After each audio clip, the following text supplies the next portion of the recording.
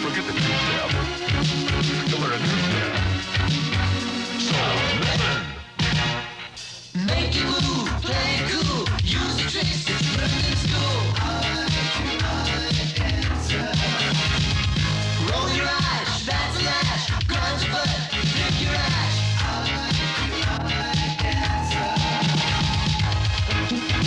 Well, keep your clothes on. Or should be long gone.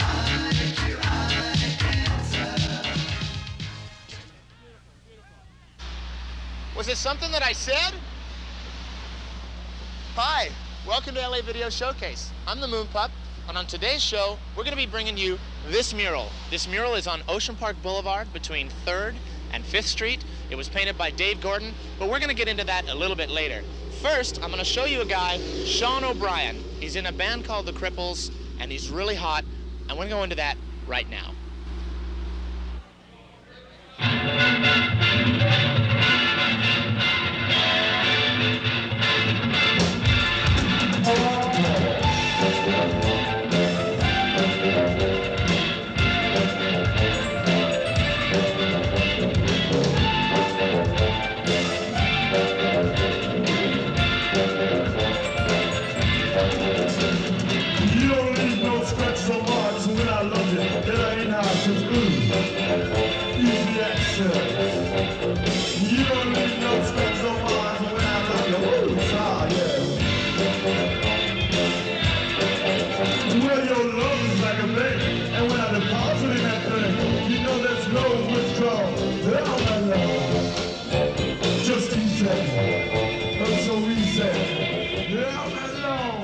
Well, the reason I got into what I was doing, it actually started like a joke. I was sitting around one day with a bunch of my friends in my Venice apartment, and they were all complaining about punk rock. And we were sitting on the couch reading a Time magazine. Time magazine is responsible for this. And they saw a little article on punk rock, and they were all complaining. And I made a joke. I said, I've got a great idea for a punk band, the Cripples, you know? So they all laughed because I've got cerebral palsy and I walk on crutches and everything. And then I said, hey, I got a great opening line. I can't come because I'm blind, deaf, and dumb. So they thought that was extremely funny and fell over laughing. And then about 2 months later, one of them ran through my front door and said, hey, we found a little 4-track studio and we want to do something special, so we want to do the Cripples. And that night I sat down, they plied me with drugs and alcohol, and I sat down and I wrote this little verse that when I can't come because I'm blind, deaf, and dumb. I'm an enthusiastic spastic with legs that are plastic. I make the poor feel wealthy. I make the sick feel healthy. I show the dirty what is clean, and so the illusion, it seems to be, I'm your crippled. Oh yeah, I can come, right? Okay. So anyways, but I knew when I wrote the line about the illusion. See, I don't think of myself as a crippled man. I'm a unique artist and a performer, you know, but it's society's illusion that I'm a crippled. So anyways, we did this song, and then some people at the studio heard it and said, my God, this is a great idea. This isn't a joke. Do you know what you have here?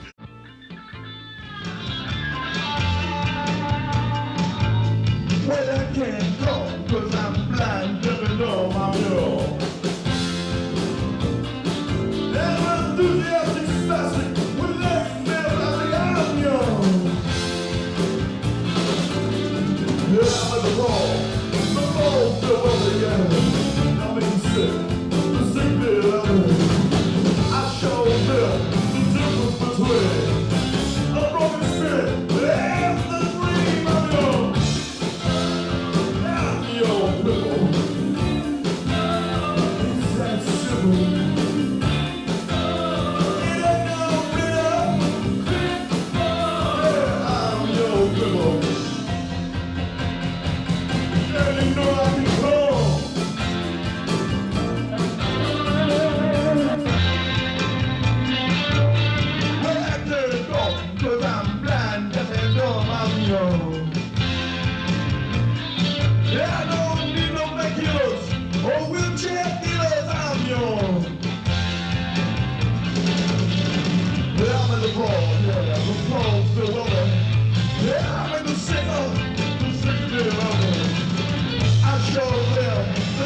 Between the illusion and the dream of your, I'm your cripple. Hey, it's that simple. And no better. I'm your cripple.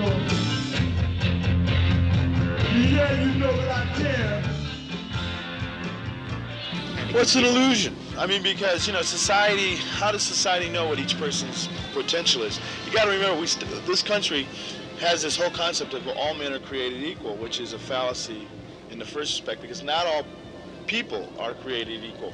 But what governments are around for is to give everybody an equal opportunity. Now, nobody knows how each person's human individual potential is going to develop. But, you know, that's why when they say you're a cripple or somebody else is a cripple, don't label people, because you never know. A lot of people can use weakness and turn them into strength, which is one of the basic concepts of the cripples, and that is, you know, turn your weaknesses into strength, and by doing that you transcend them. So I think that society's basic concept of cripples is one of an illusion. And that's what the cripples do. They take that illusion, turn it back on them with social satire, and get everybody to laugh and have a good time. And, you know, all my social satire is done with a sense of humor, and it's not vindictive or mean or nasty. And basically what we do is try to change people's whole connotation of the word, give it a positive instead of a negative connotation.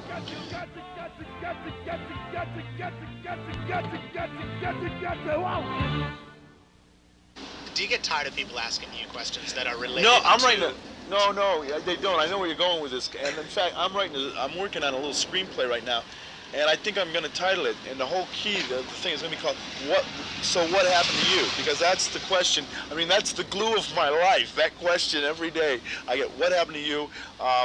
And most people are real cool about it. Children are absolutely wonderful about it. Some adults are more freaked out. Occasionally, there's a negative reaction. Somebody will freak out when you walk in the elevator and walk out or something. But then, you know, you got to ask yourself, who's the cripple here, me or them? So it all works out. And one thing that I think people forget is that when you come into this life, nobody says it's going to be fair, nobody says it's going to be easy. It's what you make it, you know? And I hate to use a cliche, but it's like that little glass of water there. Is it half empty or half full? Well, it's up to you, you know? And when you make the decision, then, you know, boom, you have no weaknesses. You turn everything you have into a strength. You may have setbacks, but if you have wisdom and patience too, you'll learn how to turn those into assets too. Now, going back to the... God, we're getting philosophical here. What happened to all the comedy? You should have seen this before the camera went on. You know? I mean, we were funny, but it was also blatantly sexual and ugly and dirty. Oh, Moon Pup, you're wonderful. You know? You should see the crew back here. Howard, could you jump up and down a few times? Get things going here. You know? All right. Who was your primary influence as you were growing up? As I was growing up, well, what do you want? Do you want musically or politically or culturally or sexually or what? Musically first. You know, musically, I would have to say Chuck Berry, Jimi Hendrix, Rolling Stones. You know. Now, as moving into the late '70s and early '80s, when the new type of music came out and stuff, did that kind of interest you at all, or? Well, I thought punk was real healthy for rock and roll because, like, you know, in the mid-'70s and everything got so acoustic. And I liked Crosby, Stills and Nash, but it was real slow and easy. And one thing that punk did and that the Sex Pistols did is they brought back the outrage and the rebellion. And rock and roll has really only worked or ever worked when it was being repressed. And that's why everybody's freaking out right now about them rating the music. Rape me! Rape me, X! Rape me! I don't care. If you repress me, it's going to work better.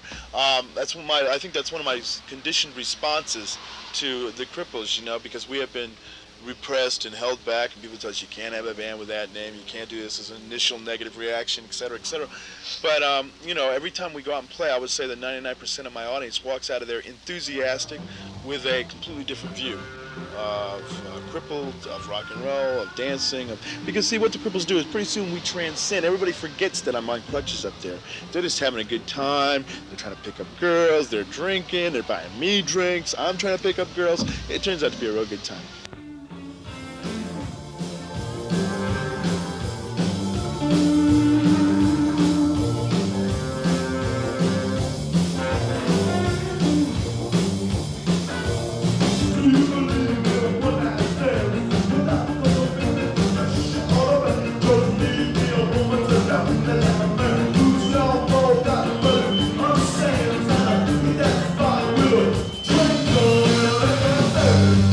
I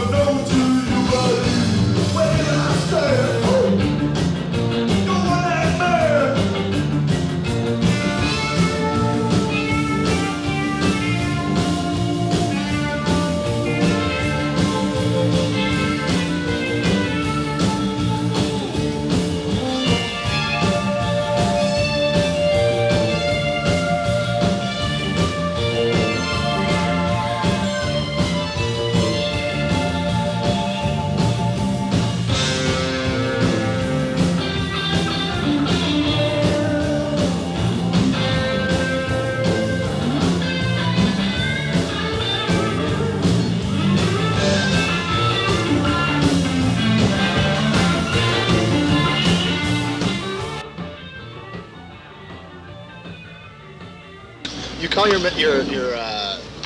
crutches magic sticks. How did that come about? Got tired of calling them crutches. And they really are magic sticks in that they, you always tend to stand out in front in a crowd.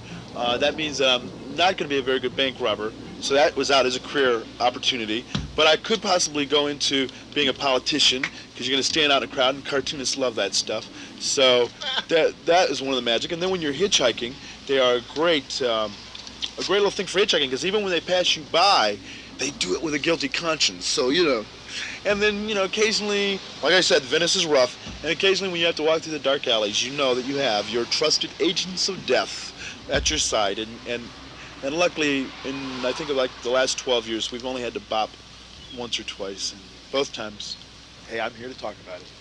Now, you're into some acting, right? You take acting classes? Yeah, I mean, do some acting. Does the fact that so many record companies have trouble with the music thing, does that incline you to want to get more into the acting and less into the music end of things? No, because, you know, one thing I always knew from the time I was a little kid that I was different, and I don't mean because I walked on crutches or crippled, but I knew that I was going to do something unique and artistic and things. And one thing I found is when you get into one artistic area, it just naturally, you know, you can move into other areas. They all kind of work together. There's this whole fallacy about you have to focus on one thing.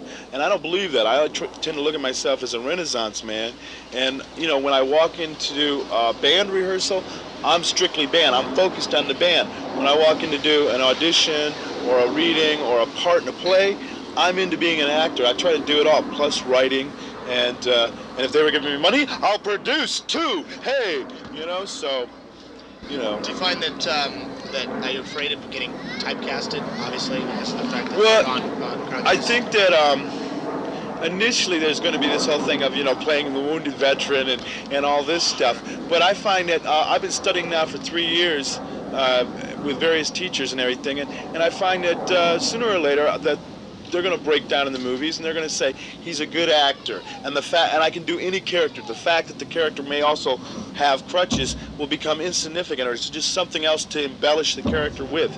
So that's the way I tend to look at it, you know. Right now, though, I'd take a job. I'd play that wounded veteran. Here, shoot me quick, okay, Moon Pop, before this interview's over. So you're not like attempting to make a statement or anything like that? No. Hey, I think that every day that you're alive and a socially conscious person, that you tend to make a statement, and you know, and I just try to live my life, and if in the process of doing that, through the power of example, we lend ourselves to making some kind of statement, well, that's fine, you know. Yeah.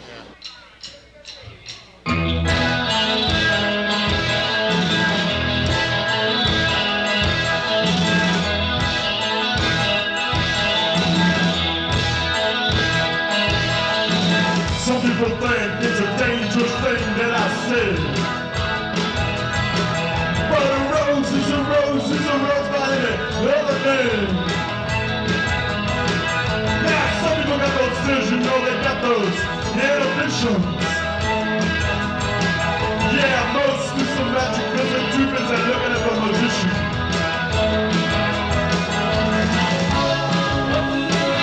A rose is a rose. You know, evil imitation, we come outside and just the same.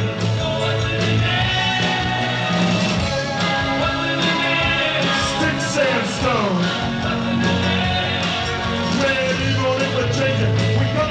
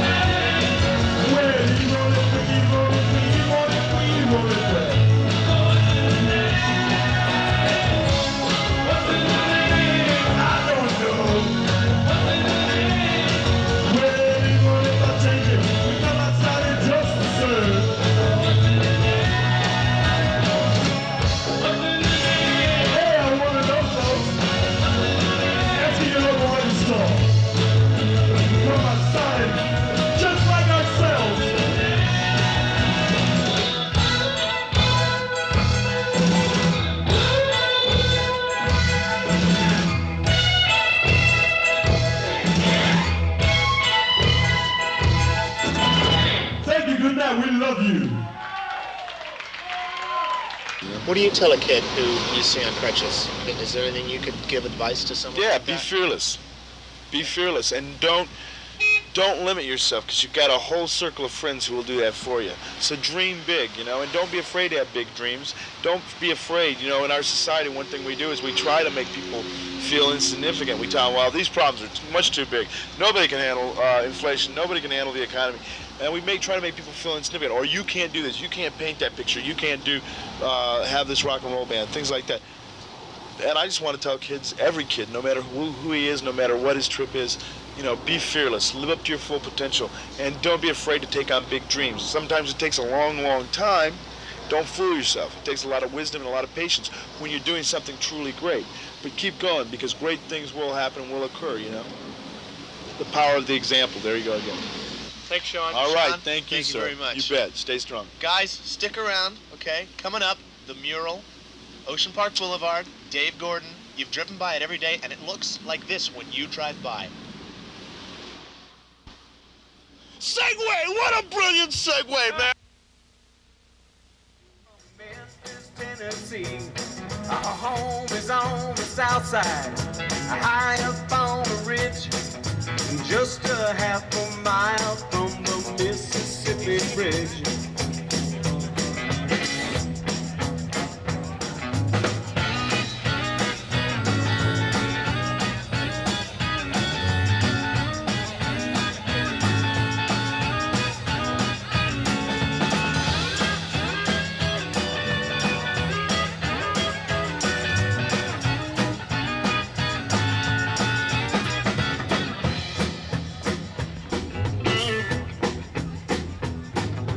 Last time I saw her, she was waving me goodbye, with her home drops on her cheeks that trickled from her eyes.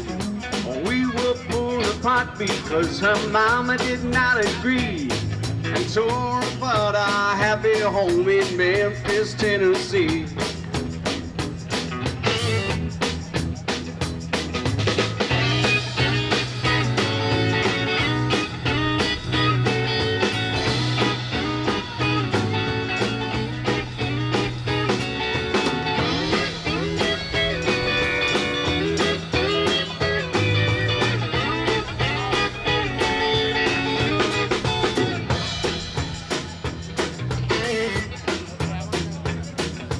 Help me information, more than that I cannot add. Only that I miss her and all the fun we had. Marie is only 6 years old. Information, please. Try to put me through to her in Memphis, Tennessee.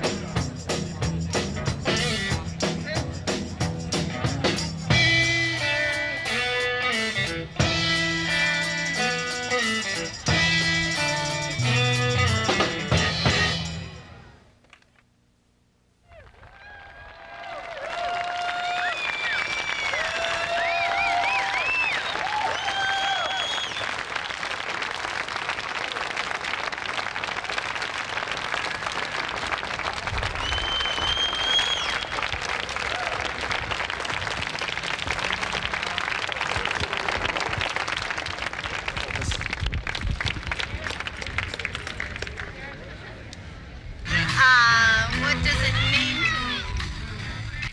Well, what it personally means to me is that it's a fantastic art. It's a fantastic piece of art. And I'm really involved in art because Diane is an artist and I'm an artist and I love art. So I think that art is really essential in the community. And not only that, this particular piece is not schlock here. This is a fantastic creation right here. Every detail of it is wonderful. If you've actually looked at it, the details in it is just perfect. This wave just behind us, if you go down to the ocean on sunset and you look at that water, you see exactly that. So there's so much detail in here, which is wonderful.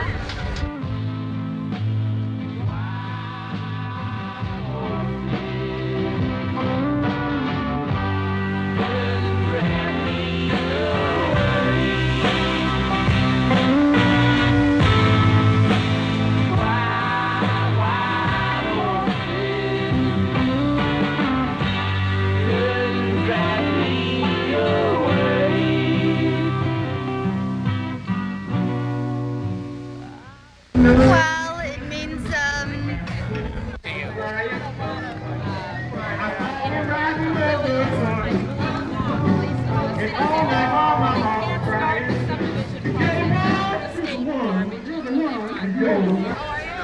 think it's absolutely beautiful. It just beautifies the city. It reflects the love we have for the beach and the community. It's fantasy and playful and wonderful.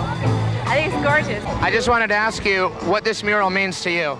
Well, I've watched it go up day by day and enjoyed watching it. I think it's a great idea. It's fanciful, it's imaginative, and it's fun to look at every time I drive by. You drive by it often? I live right around the corner. You too. I love it. Oh, it's great because I live on 2nd and I drove by here every day for the last year or however long, and I watched it develop, and it's been real exciting, and I'm happy to be here now and see it completed.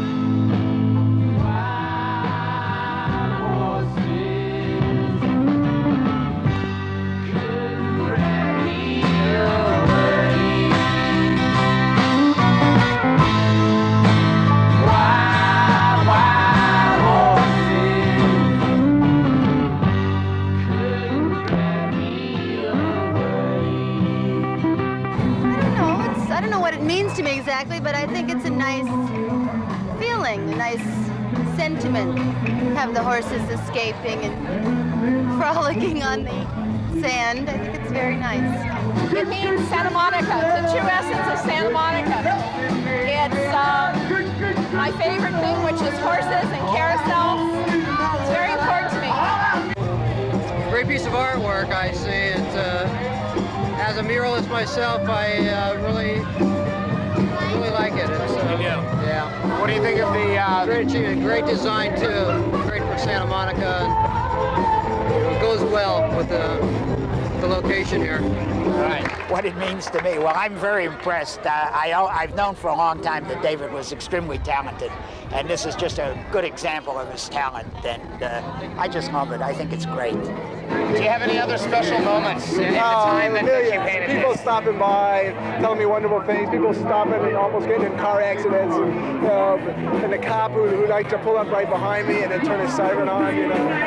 Good stuff.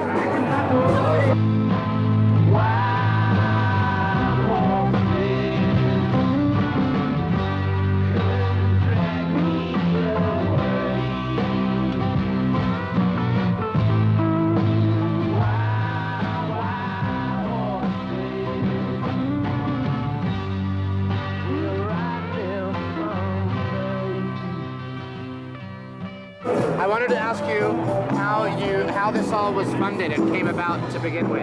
Okay, the city sponsored a competition. They didn't come up with any money. It was your glory to paint for the city.